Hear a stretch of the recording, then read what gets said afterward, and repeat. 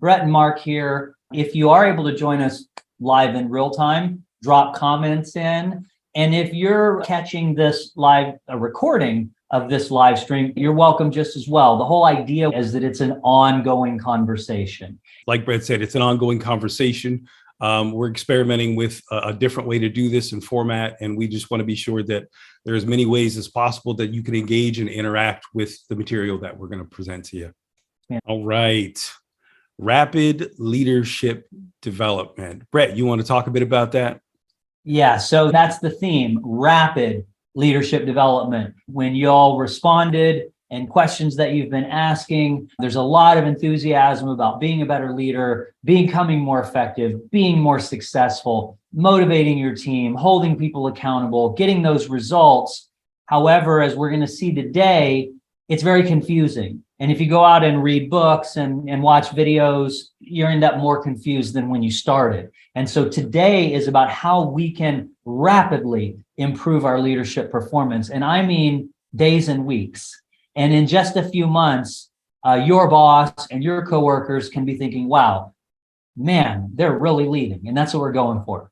And we are so glad that you are here, because your being here is an investment in your unique journey into leadership. And we want to be part of that journey. And we want to begin to connect what we've learned with your stories. And you have a voice, you have a very unique voice. And Brett and I are here to help guide and curate and bring out the best in that voice. So I'm very, very excited, and we're going to get into it. Yeah, and we're eager to hear your comments. And so I just wanted to highlight some of the questions that kind of inspired today's live stream. So things we're discussing today: what would make you a more successful leader? And that's the $64,000 question, as they used to say. What will make you a more successful leader? And then, but we're going to say, what do successful leaders actually do? And I'm going to give you like a 4-minute crash course on what the most successful leaders actually do, which is kind of cool. And then what works and what doesn't work in leadership education, and how you can apply what works. And in other words, how can you get the most out of not only this leadership learning community, but all of your efforts to improve your leadership performance. So let's start with that first question. What would make you a more successful leader? And Mark, throw a few things out there that you've been seeing in the group and that you're aware of in terms of things that people are suggesting would make them a more successful leader. Yeah, and one thing that I just noticed, even in the questions that we looked at and reviewed, is that, and for everybody to see, there's a theme in all this, right? There's a theme that the leadership itself isn't really, it's an open question. And so when you're asking this question to yourself, what makes me a more successful leader? Part of the anxiety is, well, we don't really have a good working definition of what leadership is. I think these things would make me a better leader, but also there's this broader dysfunction out there. So I want you all to just hold that in mind as you begin asking what would make me a successful leader, and you're sort of dealing with this tension out in out in the world of work. Also, there's a lot of dysfunction. So generally speaking, there isn't a lot of good definition of what that is. Totally. And that really tees up some of the slides. I appreciate that. And then another question is, what aspects of leadership do you want to get better at? And so a lot of things that I hear is, how do I motivate people? How do I hold people accountable? How do I get my team to perform? How do I get people to care more and to be more engaged in some way? I'm uncomfortable with difficult conversations or conflict. And then the other thing is, what frustrations and problems are you facing? And so that's another good way to think about it. What's difficult? What's frustrating? What's demoralizing? What's draining? What makes it sometimes feel overwhelming, or all that pressure that we sometimes feel, and that responsibility, and we're not always sure what the best move to make is. Again, part of this, and I look at this question, part of the frustrations and problems, part of what Brett and I saw, we're going to tease this out a bit, is there's no standard of what leadership is. What is leadership? Is it behaviors? Is it certain kind of qualities? Is it a skill? There's no consensus on what it is. So some of the frustration that you ultimately end up feeling is because there is no standard. There's no one definition. And what Brett and I want to do that's very different here is begin to develop a standard, something that you can hang your hat on. Love it. I love it. So the big question then is, what do successful leaders actually do? And we're going to actually answer that question. And so first, they set the goal, the destination, and then they create a plan to get there, right? So that's sometimes called direction setting. And clearly, a leader that's not going anywhere or doesn't have any kind of plan, it's not really, considered to be leading in the strict sense of that word. The second thing they have to do is they have to pull together a group of engaged and motivated individuals who can coordinate their efforts to get the work done, to get there, to get to that goal, or to, get to that destination, right? So it's real logical the way we lay it out in our books and courses at the Integral Leadership Academy. And the third thing that effective leaders do is they have to make sure that that plan actually gets implemented. They have to hold people accountable. They have to manage expectations. They have to keep people productive. And so sometimes that's called like performance management. But it's not just enough to have the plan and like motivate people. You've got to actually manage people, and you've got to implement a project plan. And it's not just enough to have an idea and go rah, rah. That's where also project management comes in. So in other words, if we simplify it, and we love to simplify things so that you can get good at it. I'm reminded of like basketball, dribbling, passing, shooting, rebounding. You practice, whatever skill that you're learning, you need to know what the fundamentals are. I'm a fan of like the UFC and MMA, and there's kickboxing and there's wrestling. And then there's the ground game called grappling or jiu-jitsu. And so you have to have all three. Well, as we're going to see, leadership is exactly the same way. Planning, teaming, and executing. That's it. And so you might be great at one or two and not so great at the third. And so we need to make sure that as leaders, we're well-rounded enough that we can dribble, we could pass, we can shoot, we can rebound. If we go into the MMA and we're good at wrestling, but we can't box, well, we're just going to get knocked out. And so, that's what happens with leaders. Most all of you are already really good at one of these. Many of you are good at two of them, but most of you, and it'll be different for different people, never really got a lot of training. And maybe no one even told you what those specific skills and techniques were. They never taught you to rebound. That's right. And so that's so powerful. Do you want to add anything here? Well, I love that, Brett, because, in my experience, leadership is assumed. People get in certain roles or positions, and it's just assumed that they know what to do. Again, this is our culture. This is our historical culture around how we implement, how we view our perspective on leadership is very intangible. What Brett and I are doing here is bringing that out of the clouds, that's right, bringing it down to earth and making it a very tangible thing. And you'll see this in the slides, because you can't improve what you can't see and what you can't measure. Right. This gives us measurables. This gives us pillars, something we can, again, hang our hat on. And it's very, very simple. And once we need to practice our free throws or practice our passing or our dribbling, all we have to do is practice it for a few weeks and we've got it. But if no one's ever told you the technique or even what the techniques are or how to practice it, then you're kind of dead in the water. And that's one of the reasons that leadership is such a murky, kind of confusing, muddied water thing. So this is just part of the universal leadership model. And so there's our planning, executing, and teaming. And we like to think of these as the three inherent responsibilities of leaders. All leaders in every culture, we have people all over the world that are our students in, both our nonprofit and in the corporate world and so on. And no matter where you find leadership, it doesn't matter what you're leading. You're going to have the responsibility, if you're the leader, of planning and of teaming and executing, just like we talked about before. But what very few books break down is, if these are three inherent responsibilities, you could also think of them as abilities: the ability to do planning, the ability to do teaming, and the ability to do executing. Well, the ability to do wrestling and the ability to do kickboxing and the ability to do jujitsu or grappling is made up of techniques, also called skill sets. Mhm.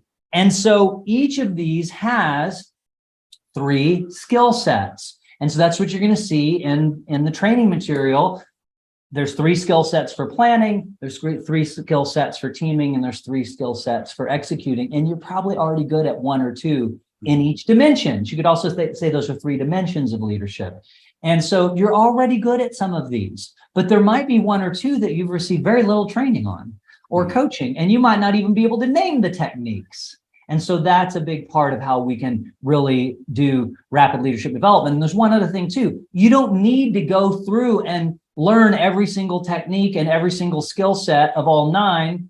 You mainly need to focus on the ones that you're not strong in yet, that you haven't received, because you're already pretty good. You wouldn't be in a leadership position if you couldn't do a lot of this already. You can do a lot of this already pretty good. And some of these things you're fantastic at, you're an absolute ace at. And that's awesome. We want to, build on that. But the way you actually improve your leadership performance is counterintuitive. It's not focusing on your strengths.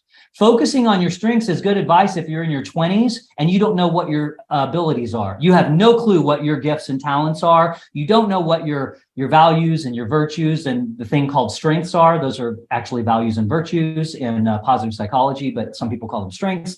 If you don't know that, that's helpful. Focus on your strengths to get to know yourself. But man, when you're a manager, the answer is not to focus on your strengths. That's what got you there. That's why you got promoted. But to be a good, effective leader, you actually focus on the 1 or 2 or the 3 skill sets and specific techniques inside those skill sets that you're not good at or you can't do at all. And so it's a little counterintuitive. And a lot of the things that we do here in the Integral Leadership Academy is counterintuitive. If you've been asking, why is it so confusing? Why is leadership so confusing? Why is it that I've gone to a leadership training and didn't improve my leadership at all? My team invested in leadership training and we didn't see any impact. So I want to mention this. I've written several books on this, but I'm just going to highlight it very quickly. What works and what doesn't in leadership education. There's a whole book on what doesn't work. That's called Bogus Leadership. And then Accelerating Leadership is all the details, this book, about how to do rapid leadership development. That's a 300-page book on rapid leadership development. And then Integral Leadership, and then Reinventing Leadership. And the cool thing about Reinventing Leadership, 1, you have a free copy as a member of this community. And 2, I created a video training. You don't even have to read the book. You can if you want to, but you could also just watch the short video training to get that. So the first thing that I want you to be aware of is why most leadership development programs fail. And that is because of the knowledge skill transfer gap. You can Google it. It's a whole thing. There's all these studies on it. Very little of what is learned in a classroom or a seminar setting, like a leadership seminar at Harvard for a week or a 3-day leadership seminar. Very little, very, very little is actually retained because the knowledge and skill does not transfer from the classroom or the offsite retreat into the day-to-day job. Yes. Right? Yeah. And so that's the problem. Now, the fact is that adults typically retain 10% of what they hear in classroom lectures versus an average of 60%, nearly 2/3 of what they hear and are introduced to when they learn it by doing it in action. Kids memorize, adults learn by doing. And so this is called practice-based learning. And we invented practice-based leadership development 23 years ago. And we're still the main ones doing it. It's been adopted by some organizations, but not nearly enough.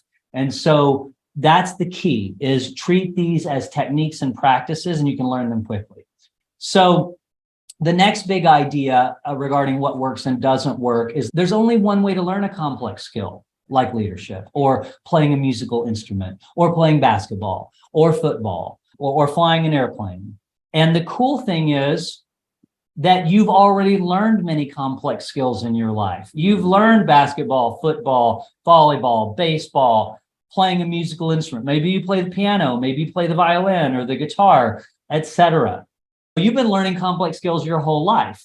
There's only one way to learn a complex skill: to break it down into specific techniques, then practice them until they become habit, then layer more on until they mature into skill sets. Complex skills like playing a musical instrument or learning a sport is made up of multiple smaller skill sets, and each skill set has techniques. And that's what you're going to learn here at the Integral Leadership Academy. The other thing I want to mention is failure to measure behaviors. Mark mentioned this earlier. Peter Drucker said you can't improve what you don't measure. 90% of leadership coaching and training programs don't measure skill improvement because they don't treat leadership as a complex skill. Therefore, they fail to break training outcomes down to concrete behaviors and don't establish measurable benchmarks.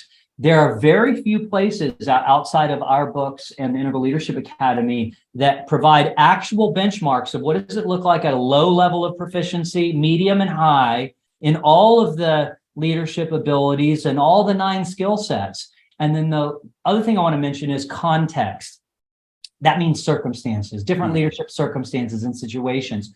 Most leadership training and coaching and most books on the subject ignore context. They ignore the circumstances and the situation, but there's no one size fits all leadership. Mark mentioned that earlier. The effectiveness of any leadership approach is based on the context, the different circumstances, and especially the different followers and the team cultures, because that's going to determine what kind of leadership is going to be effective. And so this is very important, and it's fundamental to the approach to rapid leadership development that we do that has been working very well for the last 23 years. And the last thing I'm going to mention is using the wrong style destroys leadership credibility. One of the biggest mistakes leaders make is they use their favorite style of the type of leader that they like to follow. But their followers all have a different definition in their mind of what effective leadership is. Some of those leaders think effective leaders are inclusive and all the employees, even the brand new employees who don't know anything, should have a say in every decision. But yet, other people really feel like the leader should just tell them what to do and make sure that, everybody follows the rules. And that's good leadership. And other people think the leader is the one with the most expertise, right? And that's the leader. Well, that's very confusing. And if you use the wrong leadership style with the wrong people, it gives them the impression that you're not a good leader, according to them. So let me explain. Leadership credibility is subjective. In the same way that beauty is in the eye of the beholder, leadership is in the eye of the follower. Leadership is in the eye of the follower, not the leader. Who's the person who assesses if that leadership is good? The leader or the followers? It's the followers. So different followers view different leadership styles as credible or not credible. You have to use the style that's resonant with your followers, and if you want to be seen as credible in their eyes. So that requires more, explanation to learn. I wrote a whole book on it called The Leadership Rosetta Stone. Did you want to add anything to these 5 insights about rapid leadership development and what works and what doesn't work, Mark? No, I think, Brett, it's very exciting. This is a wonderful foray. And I think as Brett went through the slides, you're starting already to get the sense that this is different. We have mapped out the landscape of what leadership looks like. And that's a very first important, credible step that I think separates what Brett and I do from what's out there in the field, is that what does this leadership actually look like? We're all looking at the same thing. So we have the geography and the map, and now we can go to those places more specifically when you get involved in our work, and you can begin to build a credible sense of, okay, this is my game. Like Brett mentioned, like my basketball game, this is my schema. This is, like offensive coordinators will have, they have a game plan. So this is my game. This is my game plan. I understand it. I understand what I have to work on. And like we said, we try to make as much material as possible available for you to start to get this in your skin, get this in your bones, really embody it, what we're trying to talk about here, so that you feel leadership. But then it's not just about trying to look the part. It's a very tangible thing that you can work on. You can work on your game, things like imposter syndrome and, what are traditional sort of hangups about leadership start to go away, because this is something you can improve. This is something you can see. It's something you can touch and feel. Now it's tangible. No longer up here, intangible. It's something you can get and feel. So we are very excited and encourage you to dive into the materials that Brett's provided. Yeah. Everybody, like Brett mentioned, engage with us. This is an ongoing conversation. We want to create a sense of continuity here And like I said earlier, you're going to start to notice a theme. So we want you to stay open to this and also just be aware. There's a self-awareness component to this, but you'll start to see that a lot of you are aligned already in this community in terms of you have the same questions, you'll have the same concerns. And, we just think it's really going to galvanize your time here, and you're going to get a lot out of it. Thanks again for your time. I know your time is very valuable. Everybody's busy as leaders, so appreciate your attention and your time, and we'll be in touch. Talk to you soon. See you Bye. soon. All right, everybody. See ya.